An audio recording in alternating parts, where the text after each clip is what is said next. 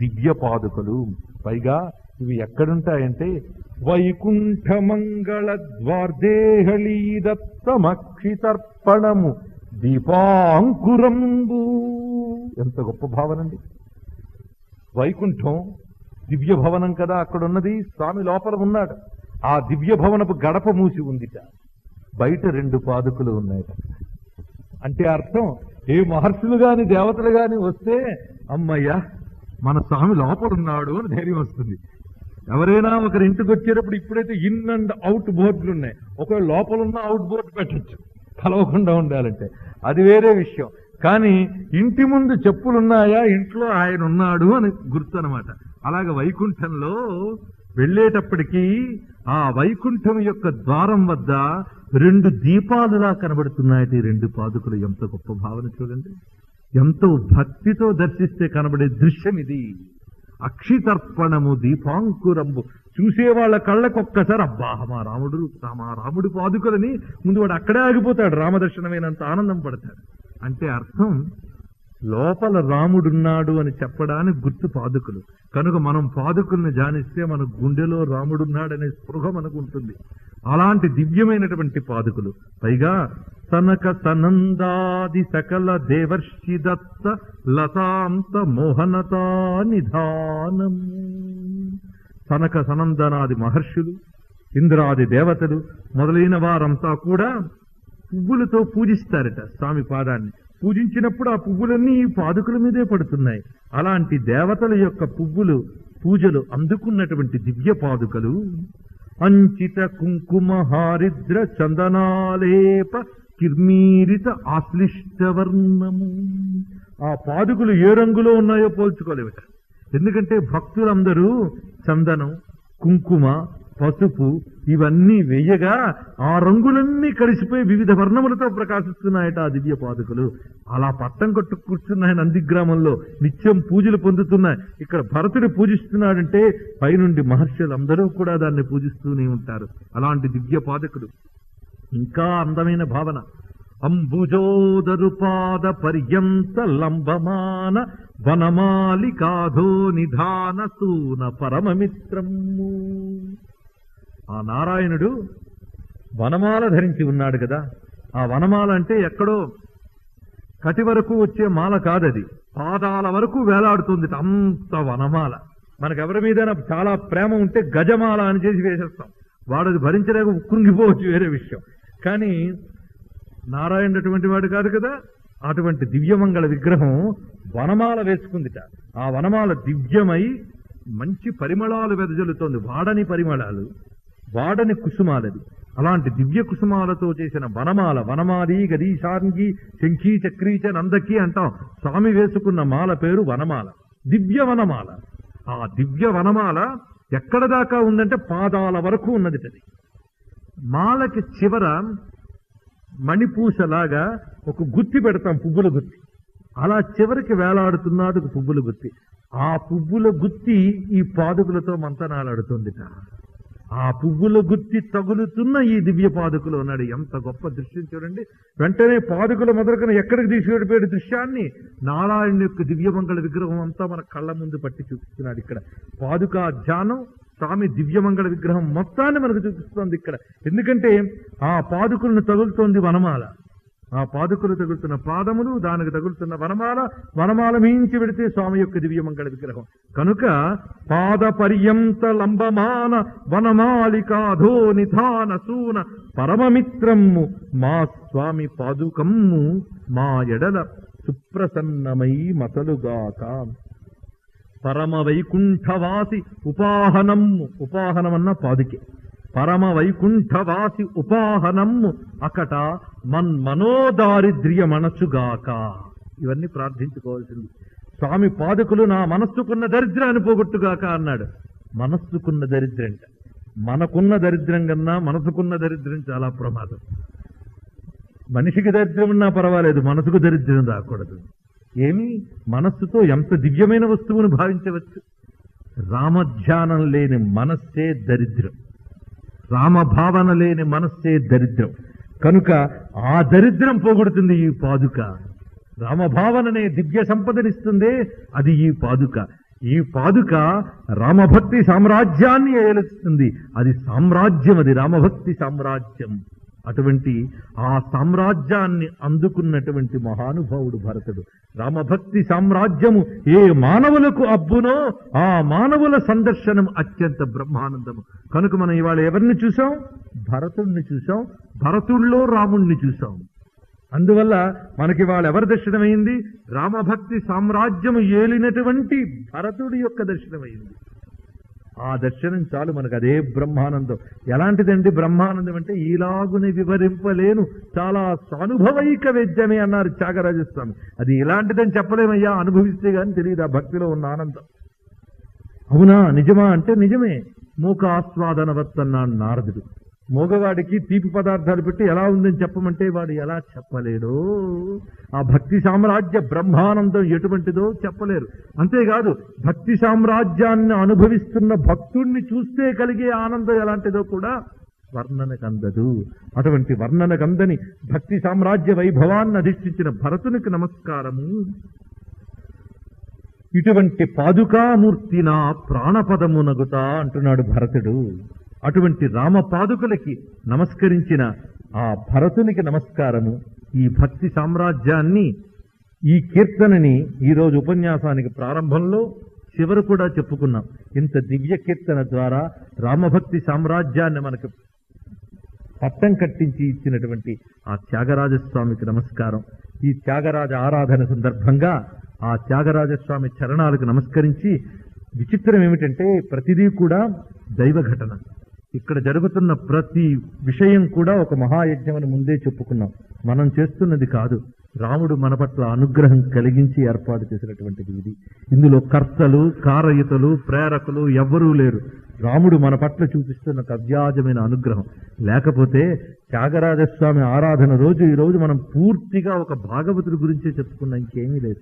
ఒక పరమ భాగవతోత్తముడైనటువంటి భరతుడిని చెప్పుకున్నాం. భరతుడు వంటి భక్తుడు లేడు. రాముడే అంటట, నసర్వే భ్రాతరస్తాత భవంతి భరతోపమాహ. భరతుడు లాంటి వాడు ఇంకొకడు ఉండడు, భరతుడు లాంటి సోదరుడు ఉండడు అంటాడు రామచంద్రమూర్తి. ఎంత త్యాగం! అయితే లక్ష్మణుడు అని మీరు అన్నది ఇందాక చెప్పినట్లు, భరతుడు గొప్పతనం ఏమిటంటే మొత్తం లభించిన రాజ్యాన్ని, భోగాన్ని అంతటి పరిత్యజించాడు. ఆయన మొత్తాన్ని పరిత్యజించి రాముడికి ఇచ్చాడు. తనకి అన్నీ ఏవీ లేకపోతే అన్నీ రాముడికి ఇచ్చానంటే ఎవడైనా అంటాడు. అన్ని ఉన్నప్పుడు ఇవ్వడమే గొప్ప విషయం. లేనివాడు అంటాడు, నాకే 1,00,000 రూపాయలు ఉంటేనా వెంటనే దీనికి దానం చేసేసేవాడిని అంటాడు. వాడికి ఉంటేనా అని, వాడికి కాలు విరిగోడు పడున్నట్ట, నేను లేస్తేనా నువ్వు ఉండవలే అక్కడ అన్నాడు. వాళ్ళు లేచేది ఎప్పుడు అలా ఉంటుంది. కనుక చేతకాని మాట్లాడడం కాదు, చుట్టూరా అన్నీ అనుకూలించినప్పుడు కూడా వికారం పొందకుండా ధర్మంలో ఉండడమే ధీరత్వం అంటే. ఆ ధీరుడు రాముడు, అది మనకు చూపించాడు. ఆ రాముడికి తగ్గ తమ్ముణ్ణి నేనంటున్నాడు భరతుడు. అందుకే చుట్టూ ఇన్ని అనుభవించవలసిన సామ్రాజ్యమున్నా ఇదంతా రామపాదార్పణం అని. కనుక రాముడు ఎక్కడున్నాడు? అడవిలో ఉన్నాడా? అయోధ్యనే పాలిస్తున్నాడు ఆయన, ఆ పాదుకులే పాలిస్తున్నాయి. కనుక కర్తృత్వం అంతా కూడా రామపాదార్పణం చేశాడు. కనుక అహంకారాన్ని రామపాదాలకు అర్పించి నిరహంకారంగా ఎవడు ఉంటాడో వాడే భక్తుడు. అది భరతుడు మనకు నేర్పుతున్న భాగవత ధర్మం. రామాయణమనే భాగవతం మనకు నేర్పుతున్న ధర్మం. రామాయణమే భాగవతం అని ప్రస్తావిస్తూ ఈ రోజు ఉపన్యాసానికి ఇంతటితో స్వస్తి. మళ్ళీ రేపు సాయంత్రం 6 గంటలకు కలుసుకుందాం. స్వస్థానమంతా కూడా అవతార ప్రయోజనం నెరవేర్చుకోవడానికి చేస్తున్న ప్రస్థానం కనుక ప్రతి అడుగు అత్యంత విలువైనటువంటిది. కనుక ఆయన అరణ్యంలో ప్రవేశించాడు అనగానే ఋషులకి, దేవతలకి చాలా సంతోషంగా ఉంది. అయోధ్య విలపించింది, కారణం తమ రాముడు వెళ్ళిపోతున్నాడేమో కానీ ఋషులు, దేవతలు మాత్రం చాలా సంతోషించారు. ఎందుకంటే ఆయన అయోధ్య వదిలి వస్తేనే వాళ్ళ యొక్క సంకల్పం నెరవేరేది, రాక్షస సంహారం జరిగేది. ఆ కారణం చేత ఆయన దండకారణ్యం ప్రవేశిస్తూ ఉండగానే దేవతలు, ఋషులు మహదానంద భరితులవుతూ ఉన్నారు. అసలు ఆయన దండకారణ్యంలోకి వస్తూ ఉన్నప్పుడే ఆ వస్తున్న దివ్యమంగళ విగ్రహం ఎలా ఉన్నది అంటే, ఇదంతా కూడా తపస్సు వేషంలో ఉన్నటువంటి రామచంద్రమూర్తి యొక్క రూపం. ధనస్సు ధరించిన ఆయన మునిరాజ వేషయే ప్రకాశిస్తూ ఉన్నాడు. ఒకవైపు ముని లక్షణం, మరోవైపు రాజలక్షణం, రెండింటినీ ప్రకాశించేటువంటి దివ్యమంగళ విగ్రహం ఇది. ఆ ముని లక్షణం దేన్ని తెలియజేస్తుందంటే కేవలం ధర్మం పట్ల తప్ప ఇంకా దేని పట్ల తనకు దృష్టి లేదు అనేటువంటి ఒక నిస్సంగ లక్షణం ఆ ఋషి లక్షణంలో కనబడుతూ ఉంటే, శత్రు భయంకరత్వంతో ధర్మాన్ని రక్షించేవాడ నేను అనేటువంటిది ఆ రాజలక్షణంలో కనబడుతోంది. ఆయన యొక్క రాజలక్షణం మొత్తాన్ని తెలియజేస్తోంది ఆ ధనుస్సు, కోదండం. కనుక కోదండంతో ఉన్నటువంటి రామచంద్రమూర్తిని ధ్యానించడం మంత్రశాస్త్రాల ప్రకారం చాలా దివ్యమైన ధ్యానం అని చెప్తున్నారు. కోదండరామ అనే నామమే ఒక పెద్ద మంత్రంట. కోదండధారి అయినటువంటి రామచంద్రమూర్తి ధ్యానం. ఇప్పుడు దండకారణ్యంలో ప్రవేశించినప్పుడు ఎలా ఉన్నాడంటే, పడగ దీర్ఘముగను పరగించి ఉచ్చంబుజార్చు భుజగరాజ సహిత శైవమూర్తి ఎట్లు రామమూర్తి ప్రవేశించే అల్లెత్రాడు జార్చినట్టి వింట. శివుళ్లా ప్రకాశిస్తున్నట్టు ఇక్కడ రాముడు. ఎందుకంటే రాముడు నారాయణుడు, శివుడు, సర్వదేవతా స్వరూపుడు. ఆయన పరబ్రహ్మ కదా. కనుక శివుడనో మాధవుడనో కమలభవుడనో ఎవరిని నిర్ణయించిరిరా, నిన్నెట్లా ఆరాధించిరిరా అంటాడు త్యాగరాజస్వామి. ఇక్కడ రామచంద్రమూర్తి అల్లెతాడు విప్పిన ధనుస్సు వేసుకున్నట్ట. అంటే కేవలం ధనుస్సు ప్రయోగించవలసిన అవసరం వచ్చినప్పుడే అల్లెతాడు బిగిస్తారు. అంతవరకు అల్లెతాడు విప్పి ఉంచుతారు. ఆ అల్లెతాడు విప్పి ఉంచితే అల్లెతాడు జారి ఉందిట. పైన ఆ ధనుస్సు చూస్తే పడగ ఎత్తినట్టుగా ఉన్నది. అలా తోక జార్చి పడగ ఎత్తి కంఠం దగ్గర వేలాడుతున్న శివుని వలే, సర్పం అలా వేలాడుతుంటే ప్రకాశిస్తున్న శివుని వలే ఉన్నట్టు ఇక్కడ రామచంద్రమూర్తి. పైగా ఆ జటాభరణం వీటితో ప్రకాశిస్తూ ఇలాగా స్వామి దండకారణ్యంలో ప్రవేశించి అక్కడ కొంత దూరం ప్రయాణించి వెళ్ళగానే ఒక మహారాక్షసుడు ఎదురయ్యాడు. అతి భయంకరమైన కాయంతో ఉన్నటువంటి ఆ రాక్షసుడు రామలక్ష్మణులు ఇరువురిని పట్టుకుని దూరంగా పరిగెత్తాడు. అంత వేగంగా వచ్చి ఒడిసి పట్టుకు పెడుతున్న వాడి పేరే విరాధుడు. తర్వాత రామలక్ష్మణులు ఉభయులు తమ పరాక్రమాన్ని చూపించి విరాధుని దెబ్బతీసి క్రింద పెట్టి తొక్కుతూ ఉన్నాడు రాముడు. లక్ష్మణునితో చెప్పాడు, వీడు ఇంత తొందరగా చావట్లేదు, గొయ్యి తీయు, వీడిని ఇలాగే తీసుకెళ్లి పాతి పెట్టేద్దాం అన్నారు. అప్పుడు రామా, కాదు, నువ్వు దహనం చేస్తేనే నేను ధన్యుణ్ణవుతాను అని చెప్పాడు అతను. అప్పుడు రామలక్ష్మణులు ఉభయులు అతడి దేహాన్ని దహనం చేయగా ఆ దేహం నుంచి ఒక దివ్య దేహం బయటకు వచ్చింది. అతడు చెప్తాడు, నేను గంధర్వుణ్ణి, నా పేరు తుంబురుడు అనేటువంటి పేరు. కుబేరుని శాపం చేత ఈ రూపాన్ని పొందేను. నేను కామనాసక్తుడిని కర్తవ్యాన్ని మరిచిపోవడం చేత కుబేరుడు శపించాడు. శాప విమోచన మార్గం అడిగితే రామచంద్రమూర్తి చేతితో నువ్వు సంస్కరింపబడ్డప్పుడు నీకు తిరిగి ముక్తి లభిస్తుందని చెప్పాడు. ఇప్పుడు నీ దయ వల్ల ఈ విధంగా నాకు నా పూర్వపు గంధర్వ రూపం లభించిందని రామచంద్రమూర్తికి నమస్కరించి ఆ విరాధుడు వెళ్ళిపోయాడు. ఆ తర్వాత మునులందరూ వచ్చి రామచంద్రమూర్తికి నమస్కరించారు. ఇక్కడ మహర్షుల యొక్క గొప్పతనం మనకు తెలుస్తుంది. అరణ్యపురంలో అడుగడుగునా మనకు కనబడేది మహర్షులు, ప్రాతస్మరణీయులైనటువంటి మహర్షులు. వారందరూ కూడా ఆ రామచంద్రమూర్తిని చుట్టి నమస్కరిస్తారట. అందులో అనేక మంది మహర్షుల్ని రామచంద్రమూర్తి చూసి ఒక్కొక్కరు ఎటువంటి వారో చెప్తాడు వాల్మీకి. అందులో కొందరు పవనాహారులు, అంటే కేవలం వాయువుని మాత్రమే స్వీకరిస్తూ ఉన్నటువంటి వారు, అంటే కేవల ప్రాణాయామ పరాయణులే, ఆహారాదులు వర్జించిన వారు. కొందరు కేవలం జల ఆహారం తీసుకుంటూ తపస్సు చేసేవారు. మరికొందరు నీవార ముష్టింపచులు అని తమకు తాముగా రాలినటువంటి ధాన్యాన్ని మాత్రమే స్వీకరించేటువంటి వారు. కొందరు శిలోంఛ ప్రక్రములు అన్నారు. శిలోంఛ ప్రక్రములు అంటే రాళ్ల కింద మొడిచినటువంటి ధాన్యాలు, అది ఎవరికి పనికిరావు, అలాంటివి మాత్రమే తీసుకునేటువంటి వారు. కొందరు పర్ణాహారుడు. అనేక మంది జితేంద్రులైనటువంటి వివిధ మహర్షులు, యోగీశ్వరులు, వీళ్ళందరినీ చూసి రామచంద్రమూర్తి సవినీయంగా నమస్కరిస్తారట.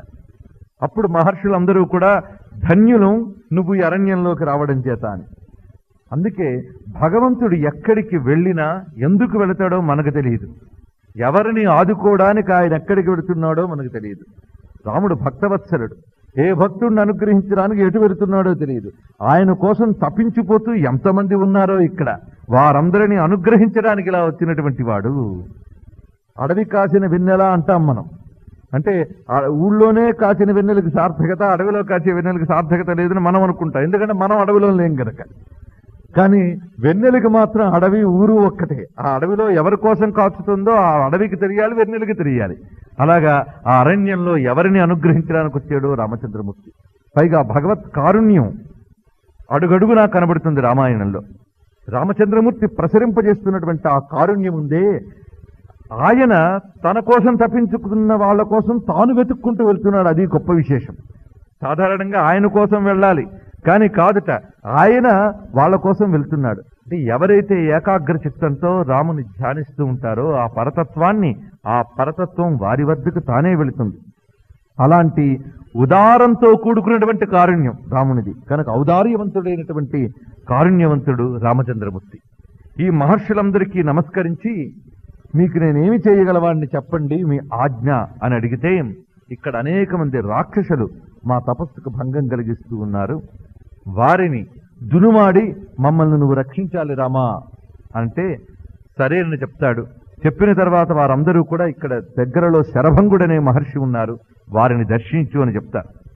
ఈ శరభంగుడు, సుతీక్ష్ణుడు మొదలైనటువంటి వారి పేర్లు ఉచ్చరిస్తే ధన్యులమైపోతాం మనం. అటువంటి పుణ్య చారిత్రులు వాళ్ళందరూ కూడా. ఆ శరభంగుని వద్దకు వెళుతూ ఉండగా దూరం నుంచి ఒక దృశ్యం కనబడుతుంది. అదేమిటి అంటే, ఒక దివ్య రథం ఆగి ఉంటుంది. అది ఈ లోకంది కాదు. దాని యొక్క గుర్రములు కూడా హరిద్వర్ణంతో, అంటే ఆకుపచ్చ రంగుతో ప్రకాశిస్తూ ఉంటాయట. హరిదస్వ అన్నట్టుగా ఆకుపచ్చని రంగుతో ప్రకాశిస్తుంటాయి. ఆ ధ్వజములు కూడా చిత్రంగా ఉంటాయి. ఆ రథం ఆకాశ మార్గంలో ఆగబడింది. దాన్ని చుట్టి దేవతలు కొంతమంది ప్రకాశిస్తున్నట్ల దివ్య తేజోవంతులైనటువంటి వాళ్ళు. ఇలా పృథ్వీకి అంటకుండా ఉన్నది ఆ రథం.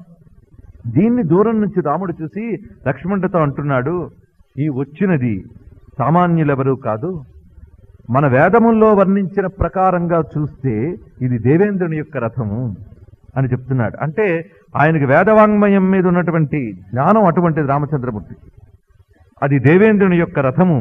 అక్కడున్న మహర్షితో మాట్లాడడానికి వచ్చారు కనుక ఆ దేవతని దర్శించడానికి నేను వెళతాను, నువ్వు ఉండు అని చెప్పి బయలుదేరిపోతూ ఉంటాడట రాముడు.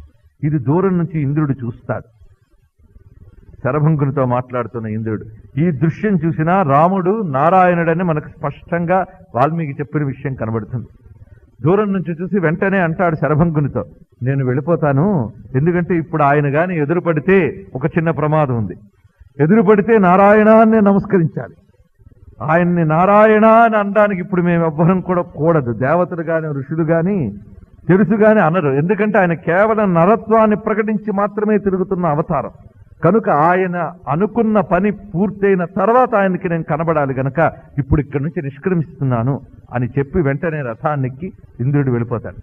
వెళ్ళిపోయిన తర్వాత రాముడు శరభంగుని యొక్క ఆశ్రమంలో ప్రవేశించి శరభంగునికి నమస్కరించి, స్వామి ఇప్పుడు వచ్చిన వారెవరు ఏమిటి అని అడిగితే శరభంగుడు చెప్తాడు, నేను చేసిన తపస్సుకు ఫలంగా బ్రహ్మదేవుడు నన్ను సశరీరంగా బ్రహ్మలోకానికి రమ్మన్నాడు. అంటే దివ్యలోకాలకు ప్రవేశించడానికి ఈ శరీరం సరిపోదు. ఈ శరీరం ఈ భూమి మీద తిరగడానికే. అలాగే దివ్యమైన మూర్తుల్ని దర్శించడానికి ఈ నేత్రాలు సరిపో. ఈ నేత్రాలు ఈ భూమికి సంబంధించిన వస్తువులు చూడ్డానికే. కనుక దివ్యమైన వస్తువు నాకు కనబడలేదు, నేను అక్కడికి వెళ్ళలేదు కనుక అది లేదు అనడం వేరు. వీడిని తీసుకెళ్లి ఆ దివ్యలోకాల్లో దింపినప్పటికీ కూడా ఏదో కష్టపడి అక్కడ వాడికి మట్టో రాయో కనబడుతుందో తప్ప లోకం కనబడదు. ఎందుకంటే దివ్యలోకం అనేది ఆ భూమికి వేరు, దానిలోకి ఈ శరీరం ప్రవేశించలేదు, దానికి దివ్య శరీరం కావాలి. అందుకే స్వర్గాది లోకాలకు వెళ్లేవారు కూడా సశరీరంతో వెళ్ళలేరు, ఎందుకంటే ఈ శరీరం పాంచభౌతికం. అది ఇక్కడ వదిలి దానిలో ఉన్నటువంటి దివ్య శరీరం అంటే ఈ లోపల కారణ శరీరానికి భోగ శరీరం అనే దాన్ని తొడిగి అప్పుడు తీసుకెళ్తారు దివ్యలోకాలకి వెళ్ళాలంటే, స్వర్గాది లోకాలకి. ఇది జనరల్ గా జరిగేది పుణ్యాత్ముల విషయంలో. కానీ శరభంగుడు అలా కాదుట. తీవ్రమైన తపస్సుతో తన దేహాన్ని బ్రహ్మలోకంలో ఉండడానికి అనువుగా చేసుకున్నాడంటే ఎటువంటి తపస్సు ఊహించుకోండి. అలాంటి దివ్య మహర్షి. అయితే బ్రహ్మలోకానికి రమ్మన్నారు కానీ ఇది ఎప్పటి నుంచో నన్ను పిలుస్తున్నారు వాళ్ళు, కానీ మా రామచంద్రమూర్తి వచ్చాక ఆయన్ని దర్శించగానే రానని ఇంతవరకు నేను ఇక్కడ ఉన్నాను అన్నాడు శరభంగుడు. చూశారా, రామదర్శనం కోసం చూస్తూ ఉన్నాడు ఆయన. నిన్ను దర్శించడానికి ఉన్నానయ్యా, ఇప్పుడు నీ సమక్షంలో నా దేహాన్ని విడిచి వెళ్ళిపోతాను. అది చూసిన తర్వాత నువ్వేం చేస్తావంటే, ఇక్కడికి కొంత దూరంలో సుతీక్ష్ణుడైనటువంటి ఒక మహర్షి ఉన్నాడు అని చెప్పి ఆయన దివ్య శరీరంతో బ్రహ్మలోకానికి వెళతాడు. ఆ వెళ్ళేటప్పుడు సుతీక్ష్ణుడు అనే మహర్షి గురించి చెప్తాడు. సుతీక్ష్ణుడు శరభంగుని యొక్క సోదరుడు. ఆయన కూడా నీకోసం నాలాగే ఎదురు చూస్తున్నాడు, ఆయన వద్దకు వెళ్ళు అన్నారు. అని నీకు మునులు యోగులు అందరూ విన్నవించుకున్నారు కదా రాక్షస సంహారం చేయమని, అది కూడా చేయవలసిన బాధ్యత నీకున్నది ఈ అరణ్యవాసంలో అని శరభంగుడు చెప్పాడు. అంటే రామచంద్రమూర్తి అరణ్యానికి ఎందుకు వచ్చాడు? రాక్షస సంహారం కోసమే వచ్చాడు. ఈ రాక్షస సంహారం ఇక్కడ మొదలవుతోంది, లంకలో రావణ సంహారంతో పూర్తవుతోంది కనుక ఇక్కడి నుంచి రాక్షస సంహారం అనే కృత్యం మొదలవుతుంది. రావణుడి యొక్క వైభవానికి మంట పెట్టడం ఇక్కడి నుంచే ప్రారంభం. అంటే నిజంగా రావణ సంహారం ఇక్కడి నుంచి ప్రారంభం అవుతున్నట్టు లెక్క అనమాట. ఎందుకంటే ఈ దండకారణ్యంలో ఉన్నటువంటి సగం పైనటువంటి బలగమంతా రావణాసురుని చూసుకుని పెరిగినటువంటి బలగమే, రావణాసురుడి వల్ల పెరిగినటువంటి బలగమే. కనుక ధనుజ బలం అనేటటువంటిది ఏదైతే ఉందో ఆ రాక్షస బలం నిర్మూలనం అవుతోంది. ఇక్కడ రామచంద్రమూర్తి అరణ్యంలోకి ప్రవేశించాడు అని అనగానే ఆనాడు ఏనాడో రామాయణంలో కథ అనుకోవద్దు. ఈనాడు మళ్ళీ ఆయన అరణ్యంలోకి రావాలి. హాయిగా అయోధ్య అయిన వైకుంఠంలో ఉన్నటువంటి రామచంద్రమూర్తి ఇప్పుడు అరణ్యంలోకి రావాలి అంటే మన మనస్సే అరణ్యం అని మీరు భావించండి. ఈ మనస్సు అనేటటువంటి అరణ్యంలోకి వచ్చినప్పుడు ఎందుకు ఆయన్ని పిలవాలి అంటే మన మనస్సులో రెండు రకాల భావాలు ఉంటాయి. ఎలాంటివి అంటే రాముడు కావాలని రాముడి మీద ప్రేమ ఉండే మంచి భావాలు ఉంటూ ఉంటాయి. దానికి తోడు ఆ భావాలని దెబ్బతీసే రాక్షస భావాలు ఉంటాయి. ఈ రాక్షస భావాలు అనేకం. సందేహం, శంక అంటారే అదొకటి. ఇంకా కామ, క్రోధ, లోభ, మోహ, మదమాత్సర్యాలు, ఈ నెగటివ్ థాట్స్ అన్ని రాక్షస భావాలు అనుకోవచ్చు. అలాగే ఆ రాముని కోసం తప్పించిపోయేటువంటి సద్భావాలు ఏవైతే ఉన్నాయో అవన్నీ కూడా ఋషులు అనుకోవచ్చు. వీరిని కాపాడి వారిని శిక్షించాలి అంటే రామచంద్రమూర్తి యొక్క ధ్యానం కావాలి, మన మనస్సులోకి ఆయన రావాలి. ఇలా అన్వయించుకుని అందుకే అవతారం ఇప్పుడు ఇక్కడ జరగాలి అని చెప్పుకోవడం. ఆ విధంగా అరణ్యకాండలో ప్రకాశిస్తున్నటువంటి రామచంద్రమూర్తిని దర్శించాలి. అరణ్యం అంటేనే ఒక యాంగిల్లో చూస్తే రాక్షస భూమి, మరో కోణంలో చూస్తే తపోభూమి. తపోభూమి అరణ్యం. ఆ ఏకాంతమైనటువంటి అరణ్య సీమలో ఎందరెందరు మహర్షులు. వారిని రక్షించుతానని శపథం పట్టి రామచంద్రమూర్తి శరభంగునికి మాట ఇచ్చి సుతీక్ష్ణుని ఆశ్రమం వైపు వెళ్ళబోతూ ఉన్నాడు. వెళుతూ ఉంటే తోవలో సీతాదేవి, రామ నిన్ను చూస్తూ ఉంటే ఒక ప్రశ్న అడగాలనిపిస్తోంది, అడుగుతున్నాను అని అడుగుతోంది. ఇక్కడ కూడా భార్య భర్తని పరిశీలించడం, మాటిమాటికి ప్రశ్నించడం, అతడు సవ్యమైన మార్గంలో వెళ్ళేటట్టు చెయ్యడం అనేది భార్యకి ఎంత బాధ్యతో, అటువంటి అధికారం భార్యకి ఎలా ఇచ్చారో మన ఋషులు ఇందులో అర్థమవుతుంది. సీతాదేవి ఎంత చక్కగా అడుగుతోంది చూడండి. త్రీణ్యేవ వసనాన్యత్ర కామజాని భవంచ్యుత మిథ్యావాక్యం పరమకం తస్మాత్ గురుతరావుభౌ పరదరాభిగమనం వినావైరంచ రౌద్రత. ఒక 3 భయంకరమైన విషయాలున్నాయి సుమా.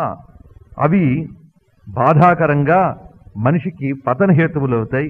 అవేమిటంటే మిథ్యావాక్యం, అసత్యం మాట్లాడడం ఒకటి, పరదారాభిగమనం, పరస్త్రీ వ్యామోహము, మూడవది వినావైరంచ రౌద్రత, శత్రుత్వం లేకుండా ఆగ్రహాన్ని చూపించడం. ఈ 3 కూడా తప్పు.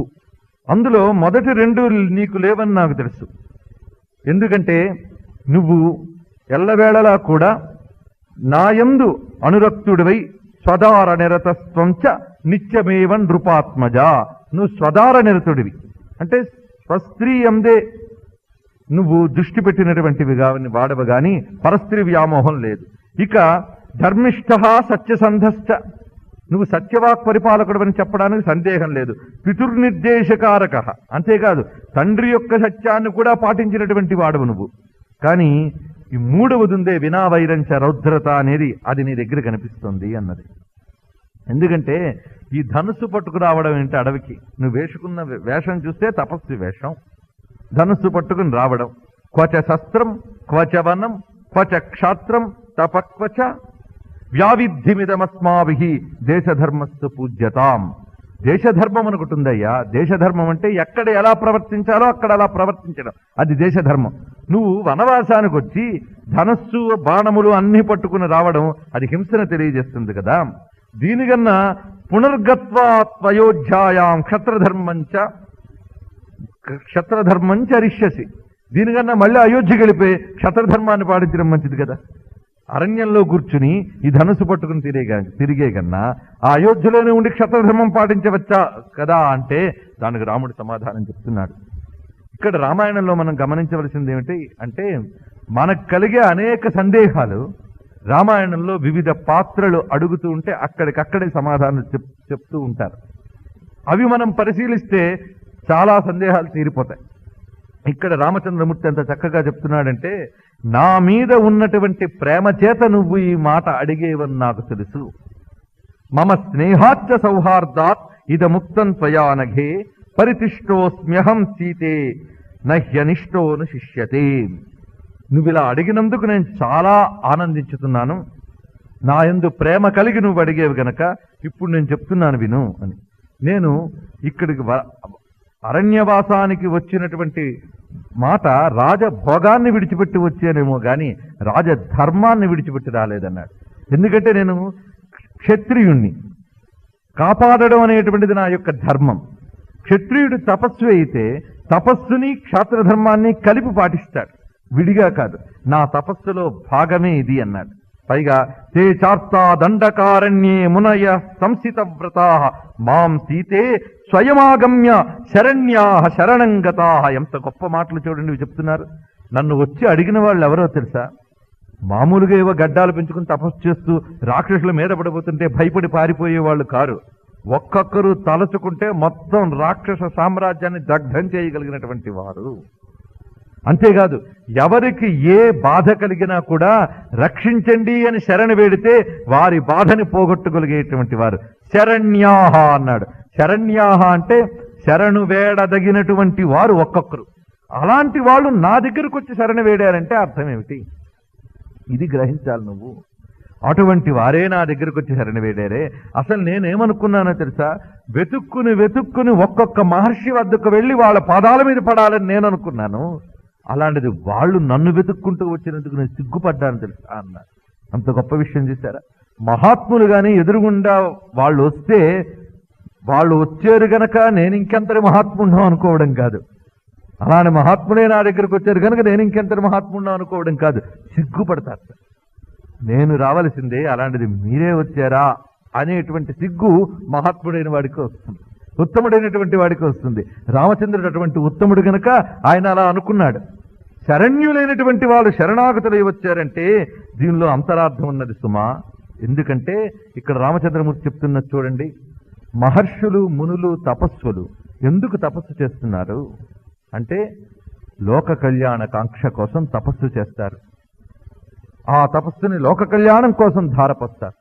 అలాంటి తపస్సుకు భంగం చేయడానికి రాక్షస శక్తులు ప్రయత్నిస్తూ ఉంటాయి. ఎందుకంటే వాళ్ళకి లోకంలో కళ్యాణం అనేది ఉండకూడదనే వాళ్ళ కోరిక. వాళ్ళు వచ్చి వాళ్ళు పని చేస్తూ ఉన్నప్పుడు వీళ్ళు ఏం చేయాలి? వాళ్ళని పోగొట్టాలంటే శపించాలి. శపించాలంటే ఏం చేయాలి? తమ తపశ్శక్తిని ధారపోయాలి. ఇలా తపస్సు చేసుకోవడం, వాళ్ళని తగలబెట్టడానికి వినియోగించుకుంటూ ఉంటే లోక కళ్యాణం ఎప్పుడవుతుంది? అందుకోసం వాళ్ళ తపస్సు లోక కళ్యాణం కోసం జరగవలసిందే. కనుక వాళ్ళని దునుమాడే పని అది క్షాత్రధర్మం ప్రకారం నా పని. అందువల్ల వాళ్ళు కోరుకున్న మీదట వాళ్ళ మాటని నేను త్రోసిరాజనలేను. నేను ఎప్పుడూ కూడా ఋషివాక్యబద్ధుణ్ణి సుమా అన్నాడు రామచంద్రమూర్తి. ఎంత గొప్ప మాట చూడండి. ఋషివాక్యబద్ధుణ్ణి, ఋషులు ఏమి చెప్తారో దాని ప్రకారం నడుచుకునేవాణ్ణి అన్నాడు. భగవంతుడు ఎప్పుడూ కూడా సత్య సందర్శనం చేసి నిస్వార్థమైనటువంటి ఋషులు ఎలా చెప్తారో దాని ప్రకారం నడుచుకుంటాట. అది దేవతలు మంత్రవాచ్యులు, అది ఇక్కడ చెప్పినటువంటి అర్థం. మంత్రవాచ్యులు దేవతలు. ఆ మంత్రం ఋషి యొక్క అధీనంలో ఉంటుంది.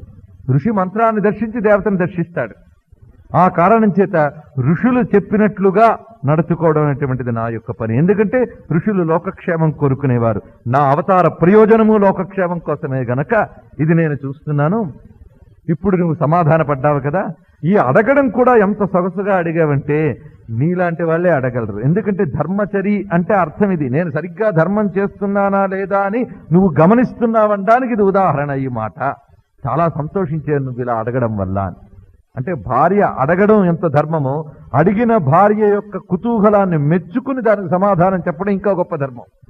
ఆ భార్యాభర్తల యొక్క అనుబంధం ధర్మ విషయంలో కూడా ఎలా ఉన్నదో చూశారా?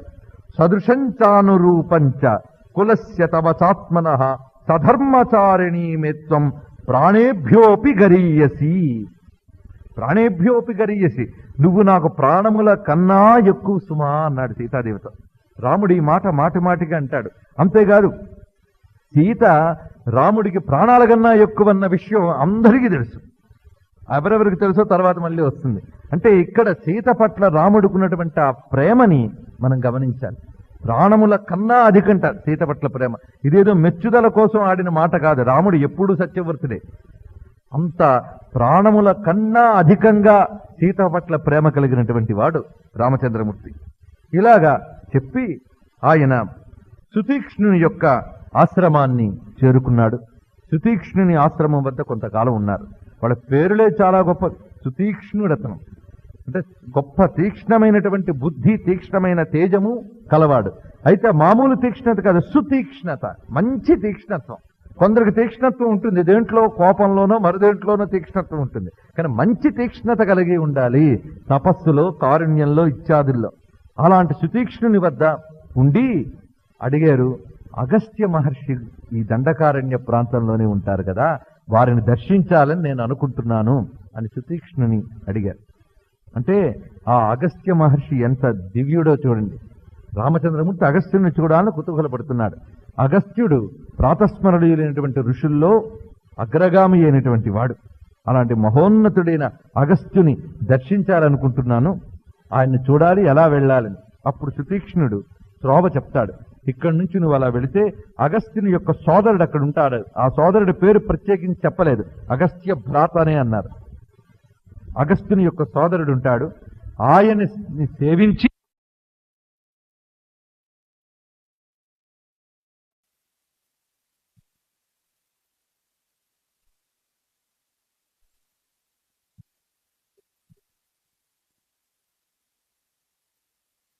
వనవాస సమయంలో కలుసుకున్న మహర్షుల్లో ప్రధానములైనటువంటి దంపతులిద్దరు. ఈయన దండకారణ్య ప్రవేశ సమయంలో ముందుగా కలుసుకున్నటువంటి వారు ఉన్నారు. వాళ్ళెవరు అంటే అత్రి, అనసూయ.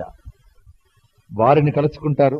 ఇప్పుడు ఇక్కడ అత్రి, అనసూయ కలుసుకున్నప్పుడు ఈ అనసూయ అనేటువంటి తల్లి ఉన్నదే, ఆ తల్లి కూడా పరంపరాగతమైన పాతివ్రత్య ధర్మానికి ప్రతీక. ఆ తల్లి పైగా రాముడు, సీతాలక్ష్మణుడు అత్రి అనసూయుల ఆశ్రమం దగ్గరకు వచ్చేటప్పటికి వాల్మీకి చాలా ముచ్చటగా వర్ణిస్తాడు ఆ ఘట్టాన్ని.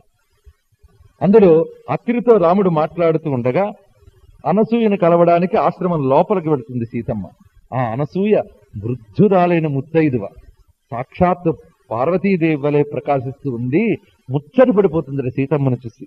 ఎందుకంటే తాను అనుష్ఠించుతున్న వ్రతం, ఆ వ్రతంలో తాను పండి ఉన్నతత్వాన్ని పొందినప్పుడు అదే వ్రతాన్ని అనుసరిస్తున్నటువంటి మరొక తరం వారు గాని కనబడితే ఆ పెద్ద తరం వారికి ఒక ఉత్సాహం వస్తుంది. ఎందుకంటే పరంపరాగతమైనటువంటి ధర్మం తమతో ఆగిపోకుండా తర్వాత తరాలకు కూడా వస్తుందన్న సంతోషం వాళ్ళకు ఉంటుంది. అదే విధంగా అనసూయ సీతను చూసి ముచ్చటపడిపోతుంది. ఎంత గొప్ప పని చేసావు, రాముణ్ణి విడవకుండా ఆయనతో పాటే వచ్చావు, ఇది నేను సంతోషించే విషయం సుమా. ఎన్ని చెప్పు, భర్తని అనుగమించడం అనేటువంటిది, నిరంతరం మనస్సుతో సహా భర్తని అనుసరించడం అనేటువంటిది ఏదైతే ఉందో అంతకు మించిన ధర్మం ఏదీ లేదు సుమా. అది దివ్యమైన తేజాన్ని ఇస్తుంది. అందుకు నేను చాలా సంతోషించాను అని చెప్పి ఆ సీతకు ఆమె వస్త్రదానం చేస్తుంది. అంటే ఇంటికి ఒక ముత్తైదు వస్తే చీర అవి పెడతాం కదా, అదే విధంగా చీర, వాడని పువ్వులు అవి ఇస్తుందిట. ఈ చీరకున్న ప్రత్యేకత ఏమిటి అంటే చూడడానికి మామూలు తాపసికి ఉన్నటువంటి చీరవలే కనబడుతున్నప్పటికీ ఇది కట్టుకుంటే పతికి లావణ్యంగా కనబడుతుందిట. పైగా ఆ కుసుమాలు కూడా వాడవు. అటువంటి దివ్య లక్షణములు కలిగినటువంటి వస్త్రాల్ని అనసూయ చేత పుచ్చుకుంది ఆ తల్లి. మళ్ళీ మరో గొప్ప జంట కలిశారు, అగస్త్యుడు, లోపాముద్ర. వారిరువురి యొక్క ఆశీర్వచనాలు ఇక్కడ తీసుకున్నారు. అగస్త్యుడిచ్చినటువంటి ఆ దివ్య అక్షయ తూణీరములు ఇత్యాదులు స్వీకరించాడు రామచంద్రమూర్తి. అప్పుడు విశ్వామిత్రుడు ఎలాగైతే రాక్షస సంహారానికి అవసరమైన ఒక సంపదనిచ్చాడో మళ్ళీ అగస్త్యుడు ఆ విధంగా ఇచ్చాడనమాట. ఈ విధంగా ఒక విధంగా చూస్తే విశ్వామిత్రుడి తర్వాత మళ్ళీ అగస్త్యుడి యొక్క పాత్ర ప్రధానంగా కనబడుతుంది ఈ రామమూర్తి యొక్క అవతార దీక్షలు. అటు తర్వాత అగస్త్యుడే చెప్తాడు, ఇక్కడ దూరంలో గోదావరి ఉన్నది, ఆ గౌతమీ తీరంలో పంచవటి అని 5 వటవృక్షములు ఉన్నాయి, వాటి మధ్య నువ్వు ఆశ్రమ నిర్మాణం చేసుకుని అక్కడ ఉండమని అగస్త్యుని ఆజ్ఞ. ఆ అగస్త్యుని మాట ప్రకారం అక్కడికి చేరి ముందు భూమి పూజ చేస్తారట. అంటే అప్పుడు ఎలా నిర్మించేవారు ఇవన్నీ కూడా చెప్తారు. భూమి పూజ చేసి తర్వాత నిర్మాణం చేస్తారు. ఎందుకంటే ఆ భూమిని మనం వినియోగించుకోబోతున్నప్పుడు ఆ భూమి మనకు దీన్ని ప్రదానం చేయాలి అని ఆ తల్లిగా నమస్కరించడం ఒకటి. 2, అంతవరకు ఆ భూమిని ఆవరించుకుని ఏవైనా విపరీత శక్తులుంటే వాటిని తొలగించి దేవతా శక్తుల్ని దానిపై ఆవాహన చేసుకోవడం ఒకటి. ఇది అందులో ఉన్నటువంటి విశేషం. ఇది చేసి తర్వాత ఆ లక్ష్మణుడు ఆశ్రమ నిర్మాణం చేసిన తర్వాత అందులో వాస్తు పురుషుని పూజించారు అంటాడు. ఇవన్నీ కూడా చెప్తాడు వాల్మీకి. మనం దాటి వెళ్ళిపోకూడదు. ఇవన్నీ ఎందుకంటే మనకి తర్వాత ఏమయ్యాయంటే ఇవన్నీ తర్వాత కల్పించబడ్డాయి, పూర్వం ఉండేవి కావు అని అంటూ ఉంటారు మన యొక్క ఆచారాలు సంప్రదాయాలు. వీటి గురించి వేదకాలమని పురాణ కాలమని, వేదకాలంలో ఉండేవి కావండి తర్వాత వచ్చేయండి అని వీళ్ళు ఏవో వ్యాఖ్యానాలు చేస్తూ ఉంటారు. అసలు వేదానికి కాలం ఉందా? వీళ్ళు ఏం చెప్పగలరు? అలాగే ఇప్పటికి 17 యుగాల నాటి రామాయణ కథలో ఉన్నటువంటి సంప్రదాయాలు ఇప్పటికీ మనకి ఇంకా సజీవంగా పాటిస్తున్నామంటే ఈ సంస్కృతికి ఉన్న బలం ఎటువంటిదో చూడండి. అప్పటి నుంచి సంప్రదాయంగా వెళుతున్నది. అందుకే రామాయణాన్ని కథా దృష్టితోనే కాకుండా ఇటువంటి ధర్మములు, ఆచార వ్యవహారములు ఇత్యాదులన్నీ పరిశీలిస్తూ ఉండాలి. అప్పటి నమ్మకాలు ఇవన్నీ కూడా చెప్తాడు.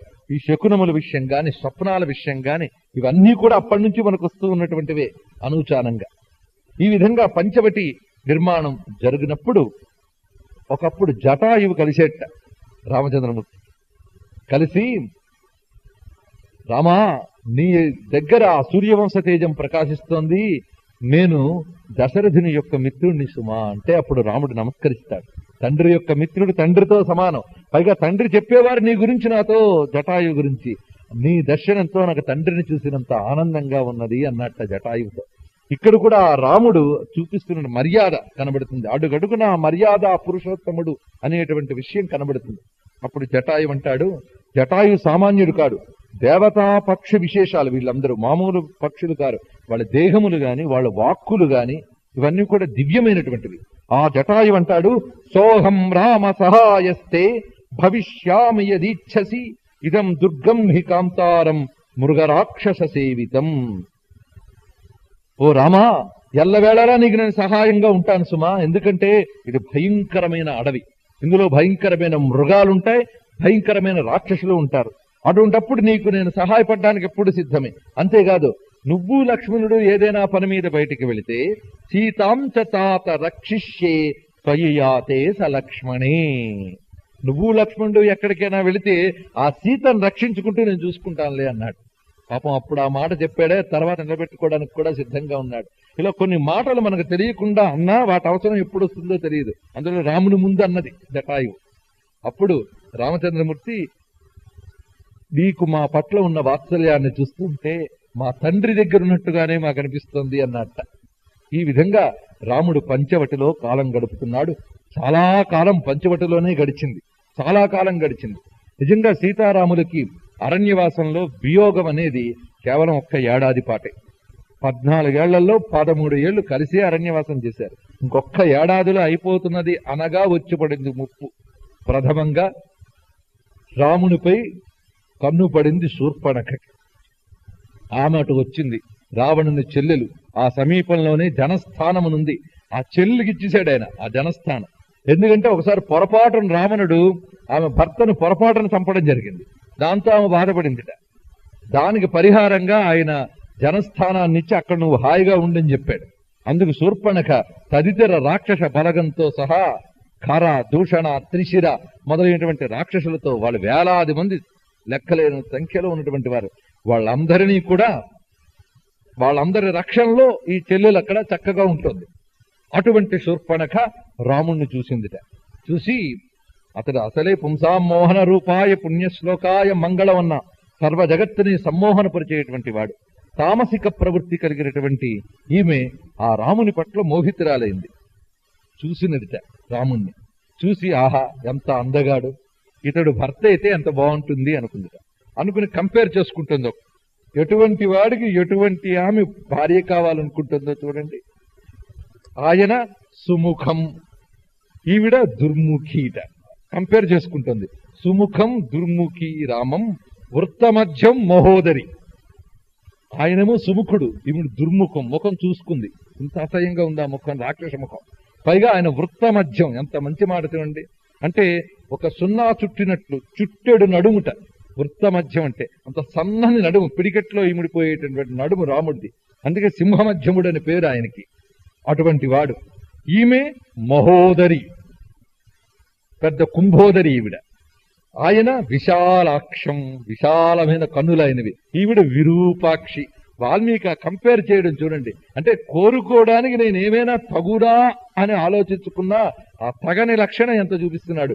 విశాలాక్షం విరూపాక్షి సుకేశం, ఆయన కేశములు చక్కటి సంస్కారవంతమనే ప్రకాశిస్తున్నాయి. ఈమె తామ్రమూర్ధజ, ఒక బంగారు రంగులో ఉన్నాయట, ఇది మన రాగి రంగులో ఉన్నాయి ఆ తలపై వెంట్రుకలు. పైగా మూర్ధజ, పైకి చూస్తూ ఉన్నాయట. రాక్షసుడు జుట్టు ఎప్పుడు పైకి ఉంటుంది, అంతేగాని ఇలా దుబ్బి ఉండదు. కనుక పైకి జుట్టు ములిచినటువంటి రాక్షస లక్షణం ఉన్న దేహం ఏమిది. కనుక తామ్రమూర్ధజ. ప్రీతి రూపం విరూపాస, ఆయన రూపం చూస్తే ప్రీతి కలుగుతుంది ఎవరికైనా. ఈమె రూపం చూస్తే అసలు రూపాల మీదే విరక్తి కలుగుతుంది. అటువంటి విరూపాస. సుస్వరం భైరవస్వర, స్వరాలు చూస్తే ఆయన స్వరం ఎంత కమనీయంగా ఉంది. ఈమె స్వరం భైరవస్వర. తరుణం దారుణ వృద్ధ, ఆయన చూస్తే యువకుడు, ఈమెకు అప్పుడే ముసలితనం వచ్చేస్తుంది ఏనాటిదో. దక్షిణం వామభాషిణి, ఆయన చాలా నేర్పరయ్యేటటువంటి వాడు. ఈమె పరమ మూర్ఖురాలు. న్యాయవృత్తం సుదుర్వృత్త, వృత్తం అంటే ప్రవర్తన, చరిత్ర, క్యారెక్టర్. ఆయన పూర్తిగా న్యాయంతో ప్రవర్తిస్తూ ఉంటాడు. పాపం జీవితంలో ఆమెకు ఆ పదానికి అర్థం కూడా తెలియదు.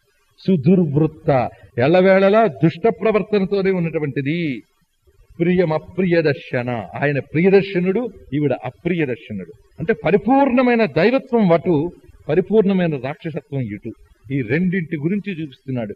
ఇక్కడ ఈమెలో ఏమున్నది అంటే శరీరజ సమావిష్ట రాక్షసీ వాక్యమబ్రవీత్.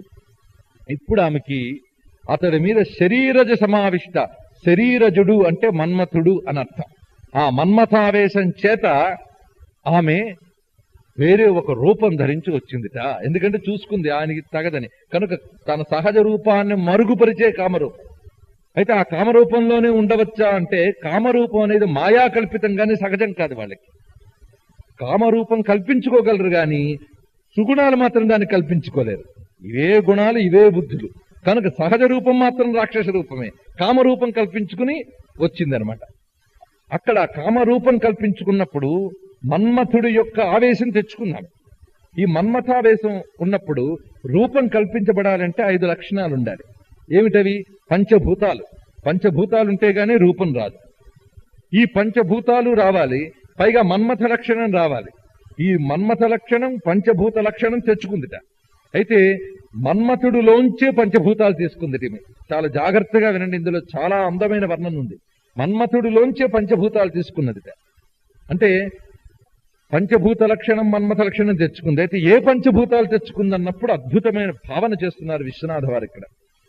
విరిసి మన్మథ రాజు బిట్టావులించిన ఆకాశమది రూపమందెననగా విరియమ్ము వాన్ విల్లు పెళ్ళున విరిగిన పెనురావమది మూర్తి తనరెననగా శివ దృగగ్ని నిపీత నవ మన్మథ శరీర శిఖి ఇట్టి ఆకృతి చెందెననగా మన్మథ దహన సంభవ రతీ బాష్ప సంతానము ఈ దేహంబు పూనెననగా అన్నియును కుడియే ఇట్టు లాయనొక్కో ఎనగా లోచన సహజ దర్శన సమగ్ర శక్తి ఉపసంహృతి చిదాతటుల మగునన ఒకానొక కామిని కానిపించే అని వర్ణించారు. దీని అర్థం ఏమిటంటే ముందు శరీరంలో ఆకాశభూతం రావాలి. పంచభూతాల్లో ఆకాశం.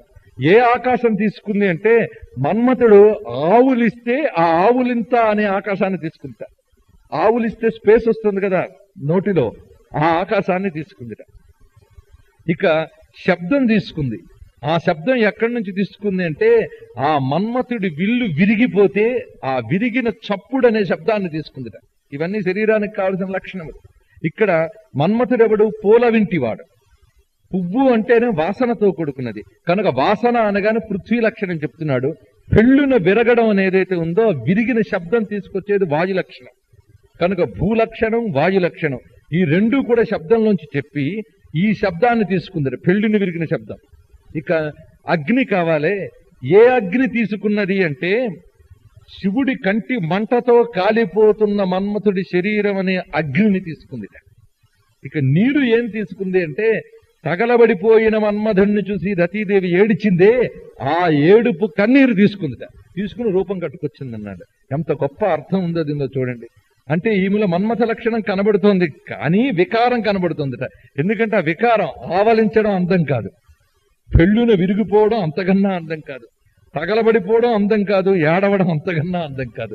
కనుక అమంగళం అనేది అక్కడ కనబడుతూనే ఉందని చెప్పడం అన్నమాట. ఇందులో ఆమె ఎంత మన్మథ వేషం వేసుకున్నా అమంగళం మాత్రం కనబడుతోందని చెప్పడానికి అమంగళకరమైన విషయాలు తీసుకున్నారు. ఎంత వేషం వేసుకున్నా ఆమెలో ఉన్నటువంటి అమంగళమైన రాక్షస లక్షణం ఎక్కడ పోతుంది? మొత్తానికి తయారైంది. ఎందుకంటే రాముడి దగ్గరికి రావడానికి. ఇంకొక విషయంలో ఆలోచిస్తే మనం భగవంతుడి దగ్గరికి వెళ్ళినప్పుడు మలినంగా ఉన్నాం, ఈ శరీరం ఇలా ఉండకూడదు అని శుభ్రంగా స్నానం చేసి మడికొట్టుకెళ్తాం. అదేవిధంగా ఇంత రాక్షసుకు కూడా పాపం రాముడి దగ్గరికి ఈ శరీరంతో వెళ్ళకూడదు అనిపించిందేమో, మడికట్టుకొచ్చినట్టు వచ్చిందండి. ఎంత చక్కగా వచ్చింది చూడండి. ఎందుకంటే ఇక్కడ మనం రెండు వైపుల నుంచి చూడాలి. వచ్చింది రాక్షసైనా వచ్చింది రాముని కోసం. అందువల్ల ఈమెను మెచ్చుకోవాల్సిందే. రాముడు ఆ ఆశ్రమం లోపల కూర్చుని కబుర్లాడుకుంటున్నాడు సీతతో. ఆమె తిన్నగా వచ్చిందిట. ఒక్కసారి ఆశ్రమాన్ని చూస్తోంది. చూస్తూ ఎక్కడ నిల్చుందంటే సరిగ్గా గుమ్మం మీద నిల్చుని రెండు చేతులు ఇలా చాచి నిల్చున్నట్టు. చూశాడు రాముడు. ఎవరేమీ అనుకోకుండా ఒక ఆమె వచ్చిందని చూడడంతోనే స్టడీ చేశాడు ఆమె ఎవరో. అది అక్కడ ఉన్నటువంటి రాముని యొక్క దృష్టి. అడవిలోకి రావడానికి అవకాశం ఎవరికి ఉంటుంది? వస్తే మునికాంతలు రావాలి, లేదా దేవకాంతలు రావాలి, లేదా మామూలు మానవ కాంతలు రావాలి, ఇంకో నాలుగో వారు రాక్షసులు రావాలి. ఇవి వచ్చిన ఆమె వేషం చూస్తే రాక్షసంగా కనబడట్లేదు కానీ మునికాంత కాదు అంటున్నట్ట. అంటే ఒక మనిషి నిల్చున్న తీరు ఇత్యాదులుంటాయే, వాళ్ళ ప్రవర్తన, మాట తీరు, ఇవి వాళ్ళేమిటో తెలిసి చెప్పేస్తుంది. వాళ్ళు ఎంత దాచిపెట్టుకుని అభినయించినప్పటికీ వాడి లక్షణం అంతా, వాడి జన్మ లక్షణం, సంస్కార లక్షణం ఇవన్నీ చెప్పేస్తుంది. అయితే అవి స్టడీ చేయగలిగే లక్షణం వీడి దగ్గర ఉండాలి. కనుక మనిషిని చూడడంతోనే ఆ మనిషి లక్షణాన్ని అధ్యయనం చేయగలిగేటువంటి సునిశ్చిత ప్రజ్ఞ రామునికున్నది అని ఎంత చక్కగా చెప్తున్నారంటే, ఇది మునికాంత కాదు, మునిలెవ్వరి కాంతలు ఇంత వేసపున్ పదను తెరంగెరుంగరు. ఇది మునికాంత కాదు. మునికాంత కాదని ఎందుకు చెప్తున్నామంటే ఇది చాలా చక్కగా అలంకరించుకుంది. ఆ కంటి కోసల నుంచి కాటుక, ఆ తిలకం దిద్దుకునే తీరు, ఇవన్నీ చాలా షార్ప్గా ప్రతి పాయింట్ జాగ్రత్తగా అబ్జర్వ్ చేసి అలంకరించుకుంది. మునికాంతలకి పాపం ఎంత అలంకరణ తెలియదు అన్నది. ఏదో వాళ్ళు స్నానం చేసి నారచీర కట్టుకుని అంత కుంకుమ పెట్టుకుని వాళ్ళ వ్రతాలు వాళ్ళు చేసుకోవడం కానీ ఇంత చక్కగా అలంకరించుకు రావడం వాళ్ళలో కనబడదు. కనుక ఇది మునికాంత కాదు. పోనీ దేవకాంత అందామా? స్వర్గపురీ సరసీజ నేత్ర కాదు, దివిషదంగనల్ సిరికి తోడగు మండిగ మందు నిల్వరు. ఎంత గొప్పగా చెప్తున్నాడు చూడండి. ఈమె దేవకాంత కాదు. ఎందుకంటే దేవకాంత లక్ష్మీదేవి నివసించేటువంటి గుమ్మం మీద నిల్చోదు అంటున్నాడు. అంత గొప్ప విషయం చెప్పాడు చూడండి. గుమ్మాల మీద ఎవరు నిల్చుంటారంటే రాక్షసులే నిల్చుంటారు తప్ప దేవతలు నిల్చోరన్నారు. అయితే దేవతలు నిల్చోరని చెప్పడంలో రహస్యం ఏమిటి అంటే, మనం ఒక ఇల్లు కట్టుకున్నా, ఒక చెట్టు వేసుకున్నా కొన్ని దేవతా శక్తులు అక్కడ ఆవిర్భవిస్తాయి. ఇది బాగా గుర్తుపెట్టుకోవాలి. అలాగే ఒక ఇంటి నిర్మాణంలో ద్వారం మొదలుకొని మూలల్లో కూడా దేవతలు ఏర్పడతారు. ఒక ఇల్లు నిర్మించామంటే ఒక యంత్ర నిర్మాణం జరిగినట్టే. యంత్రం అంటే దేవతలు ఉంటారు. కనుక ఒక శాస్త్రరీత్యా ఇల్లు నిర్మించమన్నారు. అంటే దేవతాశక్తుల్ని ఆవిష్కరించే విధంగా ఇల్లు ఏర్పడాలి అంటే శాస్త్రాన్ని అనుసరించాలి. ఎలా నిర్మిస్తే దేవతాశక్తి ఆవిష్కరింపబడుతుందో శాస్త్రం చెప్తుంది, మనకు తెలియదు కనుక. అవి సూక్ష్మ ప్రపంచానికి చెందిన విషయాలు. అందుకు ఆ ప్రకారంగా నిర్మించుకుంటా. అలా నిర్మించుకున్నప్పుడే ఇంట్లోని మూలలు ఏర్పడతాయి. మూలలు ఏర్పడగానే మూలల్లో ఉన్న దిక్కులకి అధిపతులు ఉంటారు. ఆ అధిపతులు ఉండగానే అధిపతులకి సహచరులైన శక్తులు ఉంటారు. ఇన్ని దేవతలు ఉంటాయి. ఒక ఇల్లు అనగానే ఆ ఇంటిని ఆధారం చేసుకుని ఇందరు దేవతలు ఉంటారు ఆ ఇంట్లో. కనుక ఆ ఇందరు దేవతలు తృప్తి పడాలి అంటే ఆ ఇంట్లో నిత్యం దేవతారాధన జరగాలి. అందుకే ఇంట్లో దీపారాధన, ఒక ధూమాన్ని వెలిగించుకోవడం, అంటే అగరొత్తులు ఇత్యాది వెలిగించుకోవడం ఒక నివేదన ఎందుకు జరగాలి అంటే ఇంట్లో ఉన్న దేవతల్ని ఆరాధించడానికి. అవన్నీ ఇంట్లో ఒక మూలక దేవతా విగ్రహం పెట్టుకుని మనం గాని జరిగితే ఇంట్లో ఉన్న దేవతలందరూ సంతోషించి దీవిస్తారు. అది గాని జరగకపోయిందా దేవతకి ఆపోజిట్ శక్తులు వచ్చి కూర్చుంటాయి. అంతకు మించి మరి ఇంకా అంటే వికృత శక్తులు, విపరీత శక్తులు వస్తాయి. అందువల్ల పూజలు పునస్కారాలు అక్కర్లేదు రండి, ధ్యానం చేసుకుంటే చాలంటాడు ఒకడు. అంటే నీ ధ్యానం నీకేగా, నీ ఇంటికి నీ వారికి ఎందరికీ కావాలి అంటే ఇంట్లో ఒక విగ్రహము, దీపము, వెలుగు ఇత్యాదులు ఉంటే, ఒక విగ్రహం పెట్టి ఒక గంధం పెట్టి దానికి ఒక పువ్వు పెడితే చాలు, మన భావన అక్కడ ఆవిష్కరింపబడి దేవతాశక్తి ఉంటుంది. అదేవిధంగా అక్కడ వెలిగించినటువంటి దీపం యొక్క కాంతి ఏ పరిధి మేరకు వెళుతుందో ఆ కాంతి యొక్క పరిధిలో దేవతాశక్తులు ఉంటారు. అలాగే ధూపము ఉందే, ఆ ధూపము వెళ్ళినంత మేర కూడా అది వెళ్ళిన రేంజ్ అంతా కూడా దేవతాశక్తులు ఆవిష్కరింపబడి ఉంటారు. ఇవన్నీ మన మహర్షులు దర్శించారు, మనకు చెప్పారు. ఆప్తవాక్యం మీద నమ్మకంతో మనం ఎంతవరకు పాటిస్తూ వస్తున్నాం. ఇప్పుడు మనం చాలా తెలివైన వాళ్ళం అయిపోయాం అనుకుని ఎవడు చూడొచ్చాడండి అంటాడు. నువ్వేం చూడొచ్చో, నీ కడుపులో ప్రవేశించిన రోగాన్ని నువ్వు చూడడానికే స్కానింగ్ చేసుకోవాలి. అప్పుడు కూడా సరిగ్గా వస్తుందో లేదో తెలియదు. మనం ఏం చూడొచ్చాం మనకేం తెలుసు. స్థూలమైన వస్తువు చూడడానికే నానాయాతన పడుతున్నామే, మైక్రోస్కోపిక్ లెన్సెస్ పెట్టుకుని కూడా వేదనలు పడుతున్న స్థూలమైన వస్తువు చూడడానికి. ఇక సూక్ష్మమైన దేవతా వస్తువు మనకెలా కనబడుతుంది? మనకు కనబడలేదు కదా, లేదని అనడానికి లేదు కదా. అలాగే దేవతాశక్తి మనం చూడలేకపోయినా, మనకి కనబడకపోయినా మనం దానికి కనబడుతూ ఉంటాం అని ఎప్పుడు స్పృహలో ఉంచుకోవాలి. అందుకు ఇక్కడ దేవతలు మండిగ ముందు నిల్వరు అనడంలో అర్థం ఏమిటంటే దేవతలకు దేవతలు కనబడతారు. కనుక గుమ్మం దగ్గరికి వస్తే అక్కడున్న లక్ష్మీ శక్తి దేవతాకాంతకైతే కనబడుతుంది కనుక లక్ష్మి మీద కాలు వేయకుండా దూరంగానే ఉంటుంది. అందుకు దివిషదంగనల్ సిరికి తోడగు మండిగ మందు నిల్వరు అని అన్నాడు రామచంద్రమూర్తి. ఇకపోని మానవ కాంత అందామా అంటే అంతకన్నా కాదన్నారు. ఎందుకంటే ఈయదియు మనుష్యకాంత అగునట్టుల లేదు త్రపావిహీనత, సిగ్గు అనేది కనిపించట్లేదు కనుక ఈ మనుష్యకాంత కాదు అన్నారు. అంటే ఆ రోజుల్లో మనుష్యకాంతలకు సిగ్గుండేదనమాట. ఆ సిగ్గు అనేది వాళ్ళలో కనబడేది కనుక సిగ్గు అనేది కనిపించట్లేదు అని. ఇప్పుడు మనం ఏ చలనచిత్రాలకు వెళ్ళినా ఇంటి ముందు టీవీ ఆన్ చేసినా అందరు శూర్పణఖలు దర్శనమిస్తూ ఉంటారు. ఇంకేమీ అక్కర్లే. ప్రత్యేకించిన త్రపావిహీనతన్, మానుష స్త్రీకి లక్షణం సిగ్గు లజ్జ అనేటటువంటిది. అది ఉత్తమ స్త్రీ యొక్క లక్షణం. సిగ్గు లజ్జ లేకపోవడం ఏంటి ధనుజ స్త్రీల యొక్క లక్షణం. కనుక సిగ్గు లజ్జ మొదలైనటువంటి ఉన్నవారు దేవతాశక్తుల్ని ఆహ్వానించి ఆకర్షింపజేస్తే, అది లేనటువంటి వారు విపరీత శక్తుల్ని ఆవిష్కరిస్తారు. ఆ విపరీత శక్తి ఇది. కనుక నిల్చునే భంగిమలోనే పోల్చేసాడు రాముడు. కానీ ఏమీ ఎరగనట్టే ఉన్నాడు. ఆమె వచ్చింది. వచ్చి రామా, నిన్ను చూస్తూ ఉంటే అసలు ఎంత కమనీయంగా ఉన్నావు. అసలు మన్మథుడు అందగాడు అంటాడు గాని నేను మన్మథుడు అందగాడన్న వర్ణనలు విన్నాను. ఆ వర్ణనలలో నేను కొన్ని ఊహించుకుంటాను, ఇలా ఉంటాడు మన్మథుడిని. ఆ ఊహకి మించిపోయేవయ్యా నువ్వు. అసలు మన్మథుడు నీ ముందు దేనికి పనికొస్తాడు అంటుంది. నువ్వు శివు కంటి మంటపడి బొగ్గైపోయిన మన్మధుండు ఎరుంగని అతడేమి కాడిది జగంబున చెప్పెడునంత లేదు. కాని నిజమా అందగాడయగు నీవిది ఎక్కడ వాని అబ్బవంచందును నిన్ను అక్షరాల తులతూగడు నీ కొనగోటికే నీయం. ఇప్పుడు నిన్ను చూస్తే మన్మధుడు బాబు అనిపించుకున్నావయ్యా అన్నది. అంత గొప్పగా ఉంటుంది చూడండి శూర్పణఖ. ఏదో మన్మథుడు అనుకున్నాం గాని నిన్ను చూస్తూ ఉంటే మన్మథుడికి బాబులాగున్నావయ్యా, నీ కొనగోటు ముందు కూడా పనికిరాడు అన్నది. అంటున్నది శూర్పణఖ గాని అనబడుతున్నవాడు రాముడు గనక శూర్పణఖ నోటంటూ కూడా సత్యమే వచ్చింది. చూడండి, మన్మథుడు బాబు అంటే అర్థం తెలుసా? విష్ణువు అని అర్థం. విష్ణువు మనస్సు నుంచి పుట్టినవాడు మన్మథుడు కనుక విష్ణువుకి మనసునికి తండ్రి అంటారు, మన్మధునికి తండ్రి అని. కనుక మన్మధునికి బాబు అయ్యా నువ్వు అంటే నువ్వు సాక్షాత్ నారాయణుడు అయ్యా అనడం. అంత చక్కగా అనిపించాడో చూడండి శూర్పణఖ చేత. ఇలాగా అన్నదిట శూర్పణఖ.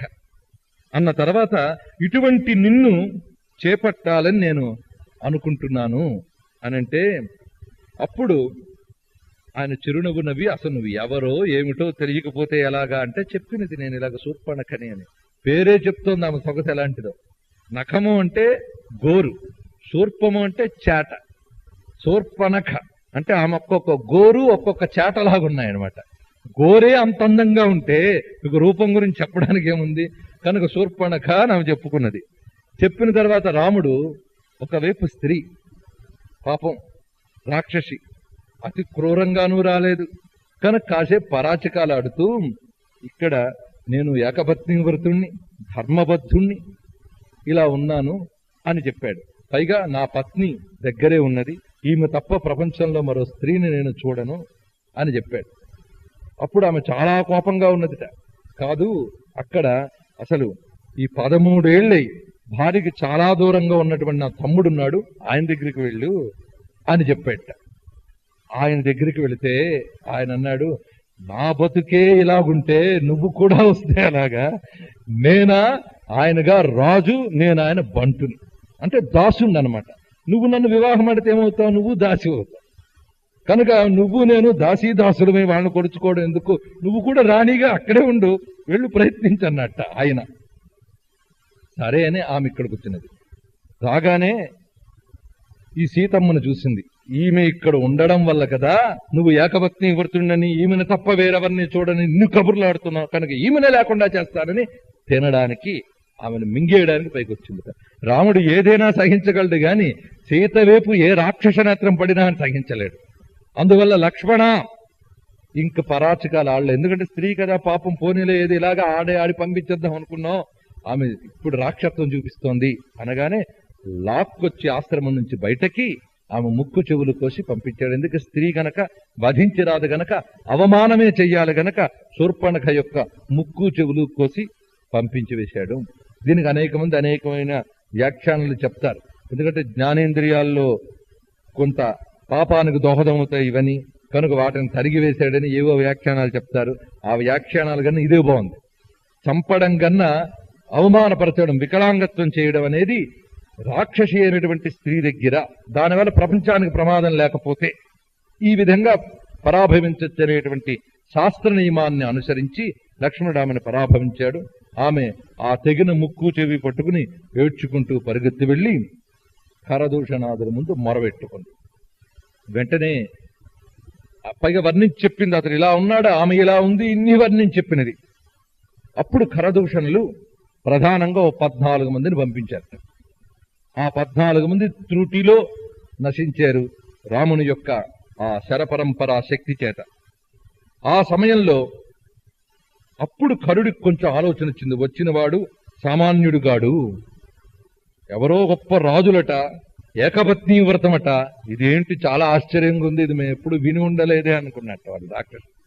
ఏకపత్ని వ్రతమట, వాళ్ళు ఉన్నారట, వాళ్ళని మట్టు పెట్టి రండి అని అప్పుడు 14,000 మంది రాక్షసులను పంపించేట రామచంద్రమూర్తి వద్దకు. అంతమంది రాక్షసులు ఇప్పుడు రామచంద్రమూర్తి వద్దకు వస్తూ ఉండగా రామచంద్రమూర్తి దూరం నుంచే పరిశీలించాడు. ఇక్కడ రాముని యొక్క కోదండ పరాక్రమత్వం మనం దర్శించవచ్చు. అలా వస్తున్నటువంటి ఆ రాక్షస సైన్యాన్ని 14,000 మందిని చూశాడు. చూసి లక్ష్మణునితో చెప్పాడు, వారు శూర్పణఖకి జరిగిన పరాభవంతో 14 మందిని పంపించారు.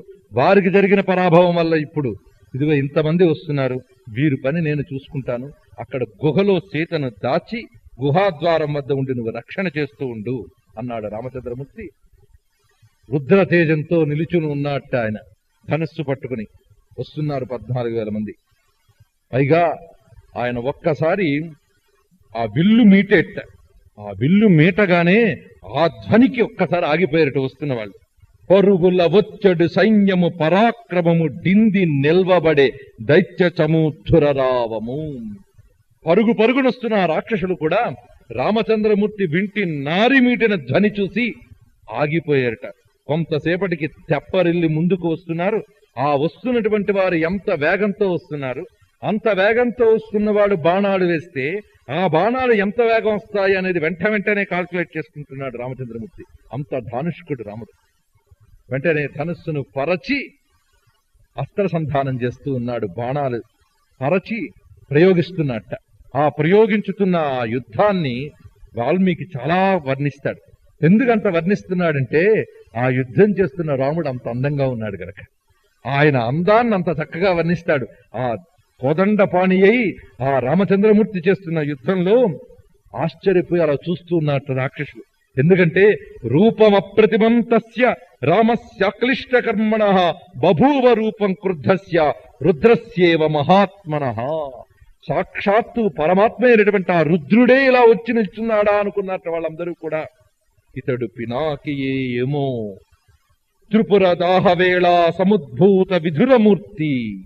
ఇతడు సాక్షాత్తు ఆ పినాకపాణి అయినటువంటి రుద్రుడా అనుకున్నారట వారు. ఎందుకంటే రుద్ర నమక మంత్రాల్లో మనకు ఆ రుద్రుడు పినాకపాణి ఉన్నటువంటి దివ్యమంగళ విగ్రహం కనబడుతుంది మనకు. పైగా ధనుర్విద్య అంతటికీ కూడా మూల దైవం రుద్రస్వామి. అందుకే నమస్తే రుద్రమన్యవ ఉతోత ఇషవే నమః, నమస్తే అస్తు ధన్వనే బాహుభ్యాముతతే నమః అని మంత్రం మనకు చెప్తుంది వేదం. ధనుర్ధారి అయినటువంటి రుద్రుని వర్ణిస్తాడు. అంత ధనుర్విద్య గురువు గనకనే శ్రీకృష్ణ పరమాత్మ అర్జునుని శివునికి తపస్సు చేయమని వ్యాసుని ద్వారా ఉపదేశం పంపడంలో అంతరార్థం అది. అదేవిధంగా పరశురాముడు, భీష్ముడు వీళ్ళందరూ కూడా రుద్రోపాసన చేసి అస్త్రవిద్యలు సంపాదించుకున్నట్లుగా మనకు మహాభారతం ఇత్యాదులు తెలియజేస్తాయి. కనుక ఆ రుద్రుడే ఇలా వచ్చాడా అనుకున్నారు. శివుడవో మాధవుడవో కమలభవుడవో అన్నట్లు సర్వదేవతా సమన్వయుడైనటువంటి సర్వదేవతా సమైక్యమూర్తి అయినటువంటి రామచంద్రమూర్తి ఒక రుద్రుని వలె కనబడ్డంలో ఆశ్చర్యమేముంది. అక్కడ ఆ రాముని యొక్క యుద్ధమున్నదే ఆ వస్తున్న బాణములు ఒక పంజరంలా చుట్టూ ఉన్నాయట. అసలు రాముడు కనబడట్లేదు.